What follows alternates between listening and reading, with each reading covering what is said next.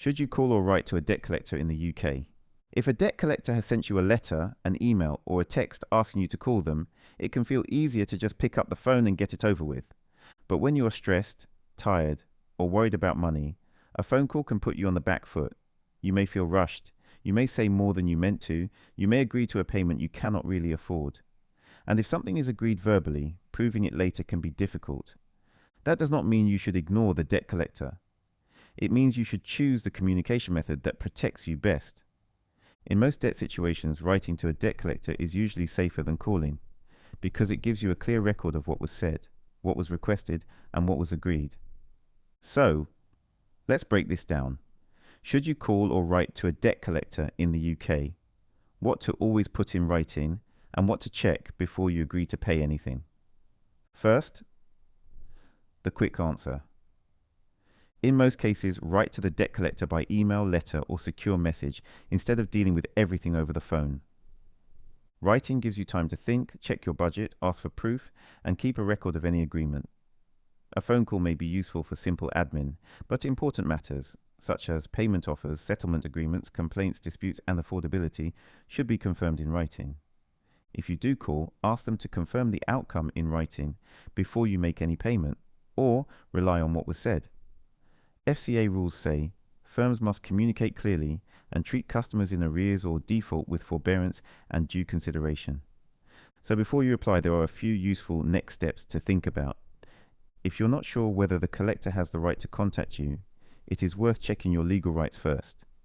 If you cannot afford the payment they are asking for, it is worth understanding how to deal with debt collectors under the FCA rules. If you need to work out what you can realistically afford, use a proper budget planner. And if the debt feels old, check whether it could be statute barred before you agree to pay or acknowledge the debt.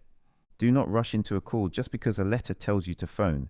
You're allowed to pause, get organized, and respond properly. Now, why can phone calls feel easier? Phone calls feel quick. You get an answer straight away. You do not have to write anything, and it can seem like the fastest way to stop letters or messages coming through. That is why many debt collection letters push you towards calling. The problem is that a call is not always the best environment for making careful money decisions. If you are anxious or embarrassed, you might agree to something simply to end the conversation. You might also be asked questions about your income, spending, family situation, bank details, or employment, before you have had time to think about what is actually needed. That is why the method of communication matters. It is not just about being polite or cooperative. It is about protecting yourself. So why does writing usually protect you better? Writing to a debt collector gives you something a phone call often does not. Proof. When you communicate by email, letter, or secure message, you can check the wording before you send anything. You can ask for evidence if you do not recognize the debt. You can explain financial difficulty calmly. You can make an affordable offer based on your budget. You can keep copies of every message. And you can prove what was agreed, if there is a dispute later. This is especially important if you're making a payment offer, offering token payments, disputing the debt, asking for breathing space while you get help, or negotiating a reduced settlement. If a firm accepts a settlement offer, FCA rules say it must communicate formally and clearly that the offer and payment have been accepted as settlement of your liability. That is exactly the type of thing you want in writing. If it matters, get it in writing. A friendly phone call will not help much if you cannot prove what was agreed later. So what should you actually put in writing? Always try to keep these things in writing. Any payment offer, any request for proof of the debt, any complaint, any dispute about the amount owed, any request for contact to be changed or reduced, any affordability information you choose to provide, any settlement offer, and any confirmation that a payment will be accepted as a full and final settlement. If you speak by phone, ask for written confirmation afterwards. If they will not confirm it in writing, be careful about relying on it. Let me use a simple example. Meet Faye. Faye is renting on her own in Greater Manchester. Her wages cover the basics, but not comfortably. Rent, food, energy bills, and credit payments are all competing for the same money. One of her accounts has now been passed to a debt collector. She gets home from work, sees the letter, panics, and calls the number straight away. The person on the phone sounds helpful, but the call quickly turns into questions about her income, her spending, and what she can pay today. Faye feels under pressure. She wants the stress to stop, so she agrees to a payment that sounds manageable in the moment. Then rent comes out. Food costs more than expected. Her energy bill lands. Suddenly, the payment she agreed to does not work. That is the risk. Phone calls can create quick agreements, but quick agreements are not always affordable agreements. Now, the biggest problem with phone calls: evidence. Imagine Faye later agrees to a reduced settlement over the phone. She believes the debt collector has accepted a lower amount to close the account. A family member helps her pay it. A few months later, another letter arrives asking for the remaining balance. Faye says, "But I settled this." The debt collector asks, "Can you send proof?" If Faye does not have written confirmation, she has a problem. Even if the call happened exactly as she remembers, it may become difficult to prove what was said, who said it, and whether the payment was accepted as a settlement or simply treated as a lump sum payment. This is why written confirmation matters so much. It can protect you from confusion, disputes, and misunderstandings later. Now, here is a question we get all the time. Can a debt collector pressure you to pay more than you can afford? The short answer is no. They should not. FCA rules say firms must take reasonable steps to ensure that repayment arrangements are sustainable.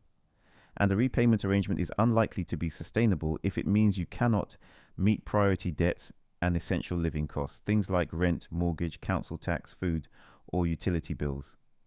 FCA rules also say firms must not pressure customers to pay in one single payment, in very few payments, in unreasonably large amounts, or within an unreasonably short period, if that would harm the customer's financial circumstances.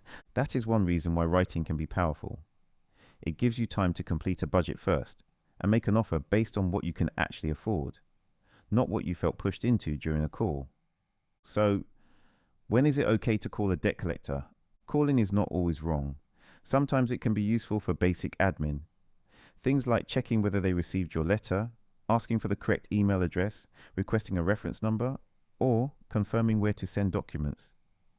The key is to avoid making important decisions on the call. If you do call, keep it simple. Ask for the person's name. Note the date and time. Write down what was discussed. Do not agree to a payment you have not budgeted for. Do not make a settlement payment without written confirmation. And ask them to confirm anything important by email or letter. You can also say, "I would prefer to deal with this in writing. Please send your response by email or letter." What if the debt collector keeps calling? If repeated calls are making you feel stressed, pressured, or harassed, you can ask the debt collector to contact you in writing instead. Keep your request clear and calm. For example, "Please contact me about this account in writing only. I am willing to engage, but I need all communication by email or letter so I can keep a clear record." FCA rules include requirements around fair communication. They say firms must not unfairly disclose or threaten to disclose information about a customer's debt to a third party. Firms also need to take care when contacting customers so that debt information is not revealed to someone else. If you believe the contact is excessive, misleading, threatening, or unfair, keep records of dates, times, numbers, messages, and letters. This can help if you need to make a formal complaint. What if you do not recognize the debt? If you do not recognize the debt, do not rush into a payment just to make the contact stop. Ask for proof in writing. You can ask them to confirm the original creditor, the account number or reference, the amount they say is owed, whether they own the debt or are collecting for someone else, evidence that they have the right to collect, and a breakdown of any interest or charges. FCA rules say firms must suspend recovery activity where a customer disputes a debt on valid grounds, or what may be valid grounds. Valid grounds can include that the person being pursued is not the correct borrower, that the debt does not exist, or that the amount being pursued is incorrect. If the firm is not the lender or the current owner, it should still be able to deal properly with the dispute, rather than simply pushing you to pay. What if the debt is old? If the debt is old, be careful before making a payment or writing anything that could be treated as acknowledging the debt. In England, Wales and Northern Ireland, the limitation period is generally 6 years for debt. In Scotland, the prescriptive period is generally 5 years. That does not automatically mean every old debt is statute barred. The details matter, including the type of debt, whether there has been a court judgment when you last paid, and whether you acknowledge the debt in writing. If you think the debt may be statute barred, check this before you agree to a payment plan. So, a simple rule to remember: call for admin, write for decisions. A phone call can be okay for simple admin, but if money, proof, complaints, disputes, settlement, or affordability are involved, write instead. If you do speak on the phone, follow up in writing afterwards. Something like, "Thank you for speaking with me today. Please confirm in writing what was discussed and what you're agreeing to before I take any further action." That one sentence can save a lot of stress later. The Real Debt Guy's final thoughts. Debt collectors often encourage phone calls because calls are quick, but quick is not always best for you.